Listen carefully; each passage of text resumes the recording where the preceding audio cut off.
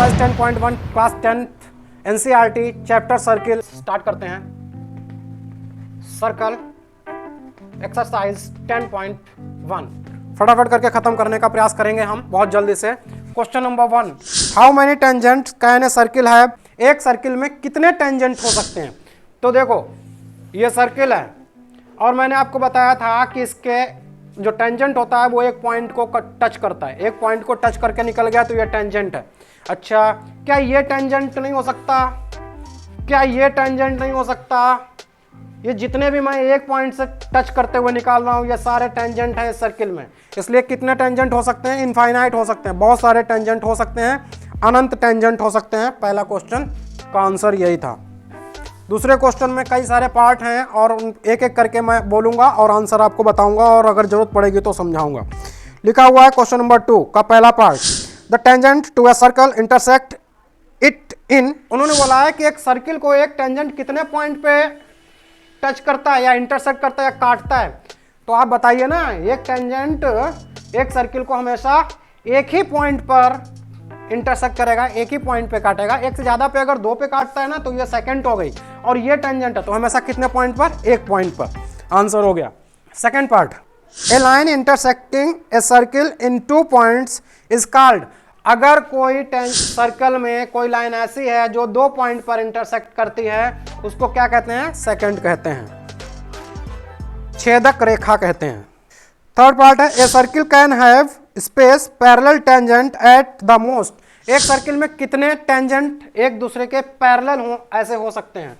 ये जो पढ़ रहा हूं वो तीसरा पार्ट है। सोचो कि अगर एक सर्किल है और एक टेंजेंट ये बना दिया मैंने, और इस टेंजेंट के पैरेलल ज्यादा से ज्यादा कितने टेंजेंट बना सकता हूं? तो एक पॉइंट अगर ये टच करके ये निकला है तो एक ही टेंजेंट और निकलेगा जो कि इसके पैरेलल होगा। बस 2 टेंजेंट बना सकते हो, तीसरा कहीं नहीं बनाओगे। जैसे ये लाइन बनाई, सर इसके ये भी पैरेलल है, बट ये पैरेलल तो है लेकिन ये टेंजेंट नहीं है, ये छेदक रेखा है, ये सेकंड है। फोर्थ पार्ट पे बात करते हैं, the common point of a tangent to a circle and the circle is called. क्या कहते हैं इस पॉइंट को? उन्होंने कहा ये सर्कल है और ये टेंजेंट है। इस जो कॉमन पॉइंट है सर्कल और टेंजेंट का, इसको क्या कहते हैं? पॉइंट ऑफ कॉन्टैक्ट कहते हैं, पॉइंट ऑफ कॉन्टैक्ट, स्पर्श बिंदु कहते हैं हिंदी में। क्वेश्चन नंबर 2 के सारे पार्ट थे ये। क्वेश्चन नंबर 3 है, a tangent P Q at a point P of circle of radius 5 centimetre meets a line through the centre O at a point Q so that OQ is equal to 12 centimetre length of PQ। देखो कुछ ऐसा होगा, एक circle बना दिया और एक tangent बना दिया, यहां पर इसका सेंटर है और इसकी रेडियस दे रखी है इन्होंने R इज इक्वल टू 5। सुनो, ये कह रहे हैं इसका सेंटर O है और यहां पर कोई P पॉइंट है और ये कोई Q पॉइंट है। OQ कितना दे दिया? OQ ज्वाइन कर दो, OQ दे दिया 12, ये वाली लेंथ 12 दे दी, और PQ ये वाली लेंथ इन्होंने पूछी है। तो हमें पता है, अभी हमने एक थ्योरम पढ़ी है कि ये रेडियस और ये टेंजेंट एक दूसरे से 90 डिग्री के एंगल पर हैं। तो ये रेडियस और 90 डिग्री पर है तो OPQ में पाइथागोरस थ्योरम लग जाएगी। तो हम कर रहे हैं इन ट्रायंगल किसमें? OPQ में क्या कर रहे हैं? हाइपोटेन्यूज का square is equal to perpendicular square plus base का स्क्वायर, पाइथागोरस थ्योरम लगा रहा हूं। हाइपोटेन्यूज कितनी है? 12 दे रखी है इन्होंने, तो 12 का square equal to P, perpendicular माने ये 5 का स्क्वायर कर दूं, और प्लस B माने आपका OQ है, PQ है, PQ ये वाली लेंथ PQ का स्क्वायर, ये कितना हो गया? 144 is equal to 25 plus PQ का स्क्वायर। ये उधर भेज देंगे तो माइनस का जाएगा 144 minus 25 is equal to PQ का स्क्वायर।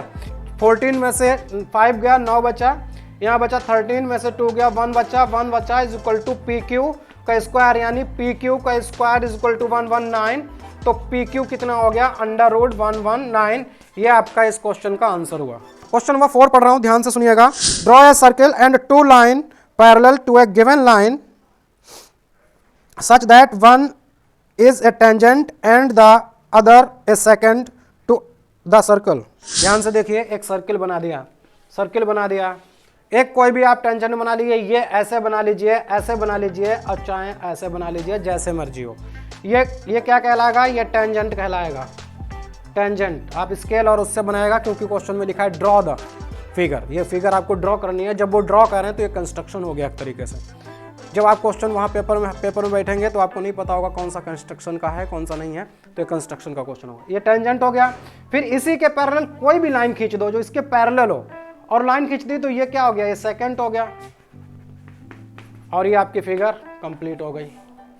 और ये आपको क्वेश्चन नंबर 4 था। और मिलते हैं अगले एक्सरसाइज में। अगर आपको क्वेश्चन समझ में आए हैं तो आप चैनल को सब्सक्राइब करिए और आगे भी शेयर करिए।